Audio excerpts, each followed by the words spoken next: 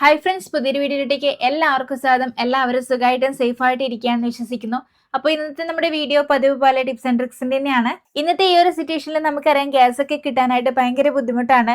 അത് മാത്രമല്ല ഹോട്ടലൊക്കെ ആണെങ്കിൽ പോലും അടച്ചുപൂട്ടുന്ന അവസ്ഥയിലുമാണ്. അപ്പോൾ ഇന്നത്തെ ഈ ഒരു സിറ്റുവേഷനിൽ നമുക്ക് യൂസ് ചെയ്യാൻ പറ്റുന്ന കുറച്ച് ടിപ്സ് ഒക്കെ ഉൾപ്പെടുത്തിയിട്ടുള്ള വീഡിയോ ആണ്.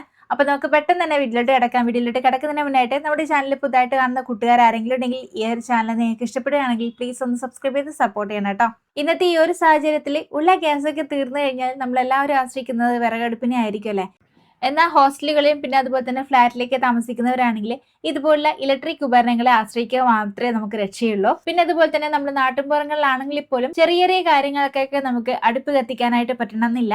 അപ്പൊ അത്തരം സമയങ്ങളിലൊക്കെ നമുക്ക് യൂസ് ചെയ്യാൻ പറ്റുന്ന ടിപ്സുകളൊക്കെയാണ് ഇന്നത്തെ വീഡിയോയിൽ ഉൾക്കൊള്ളിച്ചിട്ടുള്ളത്. അപ്പൊ ആ ഒരു ടിപ്സ് ഒക്കെ എന്തൊക്കെയാണെന്ന് കാണാം. അപ്പൊ അതിനായിട്ട് ഞാൻ ഇവിടെ എടുത്തിട്ടുള്ളത് ഇലക്ട്രിക് കെറ്റിലാണ്. നമ്മുടെ എല്ലാവരുടെയും വീട്ടിൽ ഇതുപോലെ ഇലക്ട്രിക് കെറ്റിലൊക്കെ കാണും അല്ലെ. സാധാരണ നമ്മൾ ഈ ഒരു ഇലക്ട്രിക് കെറ്റിലെ വെള്ളം ചൂടാക്കാൻ മാത്രമാണ് ഉപയോഗിക്കുന്നത്.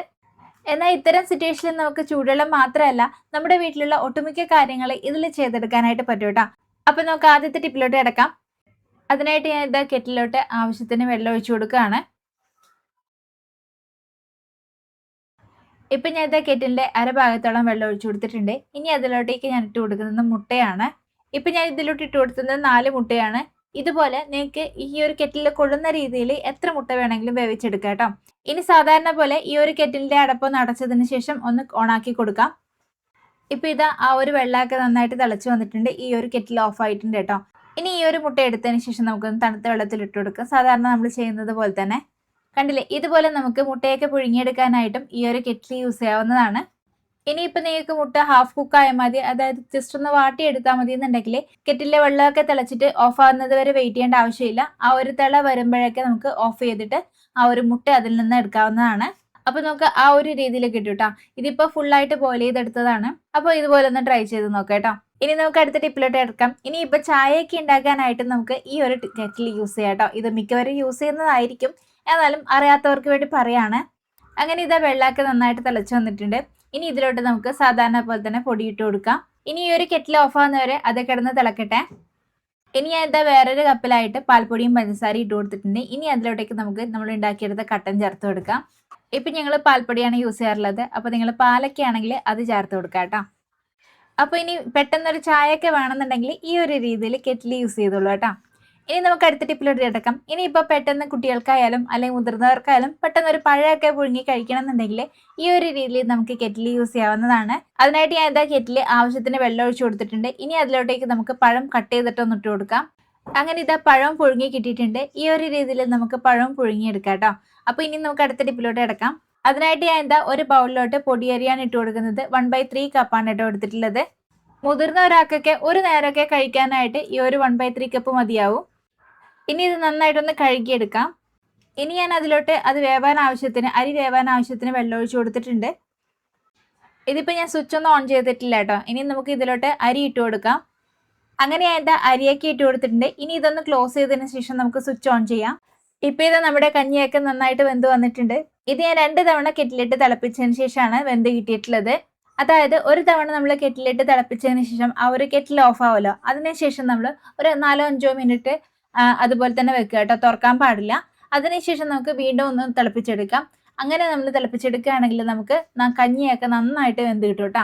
ഇപ്പം ഇത് നിങ്ങൾക്ക് കണ്ടാൽ തന്നെ അറിയാം, ഇത് നന്നായിട്ട് തന്നെ വെന്ത് കിട്ടിയിട്ടുണ്ട്. സാധാരണ നമ്മൾ കഞ്ഞിയൊക്കെ ഉണ്ടാക്കുന്ന ആ ഒരു വേവ് തന്നെ കിട്ടിയിട്ടുണ്ട് കേട്ടോ. ഇനിയിപ്പോൾ ഗ്യാസ് ഒന്നും ഇല്ലെങ്കിൽ പോലും നമുക്ക് ടെൻഷൻ അടിക്കേണ്ട ആവശ്യമില്ല. പ്രായമുള്ളവർക്കോ അല്ലെങ്കിൽ കുട്ടികൾക്കോ പിന്നെ അസുഖമൊക്കെ ഉള്ളവർക്ക് പോലും നമുക്ക് ഈസി ആയിട്ട് കഞ്ഞിയൊക്കെ ഉണ്ടാക്കി കൊടുക്കാനായിട്ട് പറ്റും കേട്ടോ. അപ്പോൾ ഇതുപോലെ ഒന്ന് ട്രൈ ചെയ്ത് നോക്കിയാൽ മതി. ഇനി നമുക്ക് അടുത്ത ടിപ്പിലോട്ട് കിടക്കാം. അതിനായിട്ട് ഞാൻ എന്താ കെറ്റിലോട്ട് കുറച്ച് വെള്ളം ഒഴിച്ചു കൊടുക്കുന്നുണ്ട്. ഇനി അതിലോട്ട് ഞാൻ ചേർത്ത് കൊടുക്കുന്നത് നൂഡിൽസ് ആണ്. പിന്നെ ഹോസ്റ്റലൊക്കെ നിന്ന് പഠിക്കുന്നവരാണെങ്കിൽ ഈ ഒരു സംഭവം മിക്കവാറും എല്ലാവരും ചെയ്തിട്ടുണ്ടാവും. ഇപ്പം ഞാൻ എന്താ കെറ്റിൽ ഓണാക്കിയിട്ടുണ്ട്. ഇനി ഇത് നമുക്കൊന്ന് അടച്ചു വെച്ച് കൊടുക്കാം. അങ്ങനെ ഇതാ ഈ ഒരു കെറ്റിന്റെ വെള്ളമൊക്കെ നന്നായിട്ട് തിളച്ചതിന് ശേഷം കെറ്റിൽ ഓഫ് ആയിട്ടുണ്ട്. ഇനി നമുക്കതൊന്ന് തുറന്നു നോക്കാം ആ ഒരു നൂഡിൽസ് ഒക്കെ നന്നായിട്ട് വെന്തിട്ടുണ്ടോ എന്നുള്ളത്. അങ്ങനെ ഇതാ നൂഡിൽസ് ഒക്കെ നന്നായിട്ട് വെന്ത് വന്നിട്ടുണ്ട്. ഇനി ഇതിലോട്ട് മസാല ചേർത്ത് കൊടുക്കാം. പിന്നെ ഈ ഒരു നൂഡിൽസിന്റെ ഒക്കെ മസാല ഡയറക്റ്റ് നമ്മൾ ചേർത്ത് കൊടുക്കുകയാണെങ്കിൽ അവിടെ എവിടെയായിട്ട് കട്ടായിട്ട് ഇരിക്കും കേട്ടോ. അപ്പോൾ അതില്ലാണ്ടിരിക്കാനായിട്ട് ഇതുപോലെ മസാലപ്പൊടി ഗ്ലാസ്സിലോ കപ്പിലോ മറ്റോ ഇട്ടതിന് ശേഷം അതിലോട്ട് സാധാ വെള്ളം കുറച്ച് ഒഴിച്ചു കൊടുക്കാം. അങ്ങനെ ഏതാ വെള്ളം ഒഴിച്ചു കൊടുത്തിട്ടുണ്ട്. കുറച്ച് മാത്രം വെള്ളം ഒഴിച്ചു കൊടുത്താൽ മതി കേട്ടോ. എന്നിട്ട് നന്നായിട്ടൊന്ന് മിക്സ് ചെയ്ത് കൊടുക്കാം. അതിനുശേഷം നമുക്ക് ഈ ഒരു കെറ്റിലോട്ട് ഒഴിച്ചു കൊടുക്കാം. ഇനി ഇത് നന്നായിട്ട് ഇളക്കി യോജിപ്പിച്ചു കൊടുക്കാം. അതിനുശേഷം 1 മിനിറ്റ് ഒന്ന് ഇതുപോലെ സ്വിച്ച് ഓൺ ചെയ്ത് കൊടുക്കാം. അടപ്പ് ക്ലോസ് ചെയ്തതിന് ശേഷം ഈ ഒരു കെറ്റിലിന്റെ സ്വിച്ച് ഓൺ ചെയ്ത് കൊടുക്കാം. ഒത്തിരി സമയം വെക്കരുത് കേട്ടോ, കാരണം ഇതിലോട്ട് വെള്ളം ഇല്ലാത്തത് കൊണ്ട് തന്നെ പെട്ടെന്ന് അടിക്ക് പിടിക്കും. അങ്ങനെ ഇതാ നമ്മുടെ നൂഡിൽസ് ഇവിടെ റെഡി ആയിട്ടുണ്ട്. ഇനി ഇതിലോട്ട് പച്ചക്കറികളൊക്കെ ഇട്ട് കൊടുക്കണം എന്നുണ്ടെങ്കിൽ നമ്മൾ ആ നൂഡിൽസ് വേവിച്ചില്ലേ ആ ഒരു ടൈം തന്നെ ഇട്ട് കൊടുക്കണം കേട്ടോ. എന്നിട്ട് വേണം കുക്ക് ചെയ്തെടുക്കാനായിട്ട്. അപ്പൊ ഈ ഒരു നൂഡിൽസ് ഉണ്ടാക്കുന്ന ടിപ്സ് ഒക്കെ കൂടുതൽ ഉപകാരപ്പെടുന്നത് ഹോസ്റ്റലിൽ താമസിക്കുന്നവർക്കും പിന്നെ അതുപോലെ തന്നെ ബാച്ചിലേഴ്സിനൊക്കെയാണ്. പിന്നെ ഈ ഒരു കാര്യങ്ങളൊക്കെ മിക്കവർക്കും അറിയുന്നതായിരിക്കും, എന്നാലും അറിയാത്തവർക്ക് വേണ്ടി ഷെയർ ചെയ്തതാണ് കേട്ടോ. അപ്പൊ ഇനിയിപ്പം ഈ ഒരു ഗ്യാസ് ഒക്കെ കിട്ടാത്ത സിറ്റുവേഷനിൽ ഒരു നൂഡിൽസ് ഒക്കെ ഉണ്ടാക്കി കഴിക്കണം തോന്നുകയാണെങ്കിൽ ഈ ഒരു രീതിയിൽ കെറ്റിൽ നിന്ന് ഉണ്ടാക്കി നോക്കുക കേട്ടോ. അപ്പോൾ ഇനി നമുക്ക് അടുത്ത ടിപ്പിലോട്ട് കിടക്കാം. അതിനായിട്ട് ഞാൻ എന്താ കെറ്റിലിന്റെ ഭാഗത്തോളം വെള്ളം എടുത്തിട്ടുണ്ട്. ഇനി ഞാൻ ഇതിന്റെ മുകളിലായിട്ട് ഒരു ചെറിയ തുണി, അതായത് കോട്ടന്റെ ഒരു ചെറിയ തുണി കട്ട് ചെയ്തിട്ട് ഒന്ന് നനച്ചു കൊടുത്തിട്ടുണ്ട്. അതിനുശേഷം ഇതാ ഇതുപോലെ ഒന്ന് ഇട്ട് കൊടുക്കുകയാണ് കേട്ടോ. ഇനി ഇതാ ഇതിന്റെ ഉൾഭാഗത്തായിട്ട് ഇഡ്ഡലിയുടെ മാവ് കൂടി ഒന്ന് ഒഴിച്ചു കൊടുക്കാം. അതായത് ഈ ഒരു തുണിയിലോട്ടാണ് നമ്മൾ ഒഴിച്ചു കൊടുക്കുന്നത്. ഒരു 3-4 സ്പൂണ് മാവൊക്കെ നമുക്ക് ഇതിലോട്ട് ഒഴിച്ചു കൊടുക്കാം. അങ്ങനെ എന്താ ഒഴിച്ചു കൊടുത്തിട്ടുണ്ട്. ഇനി നമുക്ക് ഈ ഒരു അടപ്പൊന്ന് ക്ലോസ് ചെയ്ത് കൊടുക്കാം. ഇപ്പൊ ഞാൻ ഈ ഒരു കെറ്റിലിന്റെ സ്വിച്ച് ഒന്നും ഓൺ ചെയ്തിട്ടില്ല കേട്ടോ. അങ്ങനെ എന്താ സ്വിച്ച് ഓൺ ചെയ്തിട്ടുണ്ട്. പിന്നെ നിങ്ങൾ എടുക്കുന്ന തുണി ഈ ഒരു വലുപ്പം മാത്രമേ ഉണ്ടാവാൻ പാടുള്ളൂ കേട്ടോ. ഈ ഒരു കെറ്റിലിന്റെ ഭാഗം വരെ എത്തുന്ന രീതിയിലുള്ള തുണി എടുത്താൽ മതി. പിന്നെ നിങ്ങൾ തുണി നനച്ചു കൊടുക്കുന്ന ടൈമിൽ ആ ഒരു മാവ് ഒഴിക്കുന്ന ഭാഗം മാത്രം നനച്ചെടുത്താൽ മതി കേട്ടോ. ഇപ്പൊ ഞാൻ എന്താ 2 തവണ കെറ്റിൽ ഓൺ ആക്കി കൊടുത്തിട്ടുണ്ടായിരുന്നു. അതായത് നമ്മൾ നേരത്തെ കഞ്ഞിക്കൊക്കെ ചെയ്തിട്ടുണ്ടായിരുന്നില്ലേ അതേ രീതിയിൽ കേട്ടോ. പിന്നെ ഈ ഒരു കെറ്റിൽ തുറക്കുന്ന ടൈമിൽ ആദ്യം തുണിയുടെ ആ ഒരു സൈഡിലോട്ട് പിടിക്കണം, എന്നിട്ട് വേണം തുറക്കാനായിട്ട്. ഇല്ലാന്നുണ്ടെങ്കിൽ ആ ഒരു ഇഡ്ഡലി അടക്കം താഴോട്ടേക്ക് പോകട്ടോ വെള്ളത്തിലോട്ട്. അപ്പൊ അതൊന്ന് ശ്രദ്ധിക്കുക. അങ്ങനെ ഇത് നമ്മുടെ ഇഡ്ഡലി ഇവിടെ റെഡി ആയിട്ടുണ്ട്. പിന്നെ ഈ ഒരു കെറ്റിൽ വെച്ചുണ്ടാക്കിയത് കൊണ്ട് തന്നെ ഷേപ്പ് ഒന്നും ആരും നോക്കണ്ട കേട്ടോ. ഈ ഒരു ഷേപ്പിന്റെ കാര്യത്തിൽ ചെറിയൊരു പ്രശ്നം ഉണ്ടെന്നേ ഉള്ളൂ. ആ ഒരു ഇഡ്ഡലിയൊക്കെ നന്നായിട്ട് വെന്ത് കിട്ടിയിട്ടുണ്ട് കേട്ടോ. പിന്നെ ഇതുപോലെ ഇഡ്ഡലി ഉണ്ടാക്കുന്ന ടൈമിൽ ഒരു തവണ നമ്മൾ കെറ്റിൽ ഓൺ ആക്കിയതിന് ശേഷം, അതായത് ആദ്യം മാവ് ഒഴിക്കുന്ന ടൈമിൽ കെറ്റിൽ ഓൺ ആക്കിയതിന് ശേഷം പിന്നെ അത് നന്നായിട്ട് തിളച്ചിട്ട് ആ ഒരു കെറ്റിൽ ഓട്ടോമാറ്റിക് ആയിട്ട് ഓഫ് ആവുമല്ലോ. ആ ഒരു ടൈമിൽ നമ്മൾ അതിന്റെ അടപ്പ് ഓപ്പൺ ചെയ്യാൻ പാടില്ല. ഇങ്ങനെ നമ്മൾ ഓഫ് ചെയ്ത് കഴിഞ്ഞാലും അതിൽ നിന്ന് ആവിയൊക്കെ, അതായത് സ്റ്റീമൊക്കെ വരും കേട്ടോ. അപ്പൊ അത് കുറഞ്ഞെന്ന് കാണുമ്പോൾ നമുക്ക് കെറ്റിൽ ഒന്നുകൂടി ഒന്ന് ഓൺ ചെയ്തെടുക്കാം. അങ്ങനെ 2 തവണ ഓൺ ആക്കി കൊടുത്താൽ മാത്രമേ ഈ ഒരു ഇഡ്ഡലിയൊക്കെ വെന്ത് കിട്ടുള്ളൂ. ഇനിയിപ്പം ഉപയോഗിച്ചുകൊണ്ടിരുന്ന ഗ്യാസൊക്കെ തീർന്നു, അടുപ്പാണെങ്കിൽ കത്തിക്കാനുള്ള സാഹചര്യം ഇല്ല, കുട്ടികൾക്കാണെങ്കിൽ സ്കൂളിലൊക്കെ പോകണമെന്നുണ്ടെങ്കിൽ അപ്പൊ ആ ഒരു ടൈമിലൊക്കെ കെറ്റിലൊക്കെ ഉണ്ടെങ്കിൽ ഈ ഒരു രീതിയിൽ നമുക്ക് മാവൊക്കെ ഒഴിച്ചിട്ട് ഇഡ്ഡലിയൊക്കെ ഉണ്ടാക്കി കൊടുക്കാവുന്നതാണ്. അപ്പൊ ഇതുപോലെ ഒട്ടും പറ്റാത്ത സാഹചര്യങ്ങളിലൊക്കെ നമുക്ക് യൂസ് ചെയ്യാൻ പറ്റുന്ന നല്ലൊരു കിഡിലൻ ടിപ്പ് തന്നെയാണ് കേട്ടോ ഇത്. ഇനി നമുക്ക് അടുത്ത ടിപ്പിലോട്ട് കിടക്കാം. അതിനായിട്ട് ഞാൻ എന്താ കെറ്റിൽ വെള്ളം ഒഴിച്ചു കൊടുത്തിട്ടുണ്ട്. ഇനി അതിലോട്ടേക്ക് ആവശ്യത്തിന് ഉപ്പിട്ട് കൊടുക്കുകയാണ്. പിന്നെ ഞാൻ അതിലോട്ട് ചേർത്ത് കൊടുക്കുന്നത് അരിയാണ്. ഇതിപ്പോ ഞാൻ 20 മിനിറ്റ് മുന്നേ കുതിർത്ത് വെച്ച അരിയാണ് കേട്ടോ. പിന്നെ ഈ ഒരു കിറ്റിൽ നമുക്ക് ബസ്മതി റൈസ് ഒക്കെ പോലെ വേഗത്തിൽ വേവുന്ന അരി മാത്രമേ വേവിച്ചെടുക്കാനായിട്ട് പറ്റുള്ളൂ. അപ്പൊ ഇപ്പൊ ഞാൻ എടുത്തിട്ടുള്ളത് ബസ്മതി റൈസ് ആണ്. ഇനി ഇത് നമുക്ക് കെറ്റിലോട്ട് ഇട്ട് കൊടുക്കാം. പിന്നെ ഞാൻ കെറ്റിൽ വെള്ളം ഒഴിച്ചു കൊടുത്തത് അരിയുടെ അളവിനല്ല, അല്ലാതെയാണ് ഒഴിച്ചു കൊടുത്തത്. അപ്പൊ നമുക്ക് ഊറ്റിയെടുക്കാനായിട്ട് പറ്റും കേട്ടോ. അങ്ങനെ എന്താ അരിയാക്കി ഇട്ട് കൊടുത്തിട്ടുണ്ട്. ഇനി നമുക്ക് അടപ്പൊന്ന് അടച്ചതിന് ശേഷം ഈ ഒരു കെറ്റിലിന്റെ സ്വിച്ച് ഒന്ന് ഓൺ ചെയ്യാം.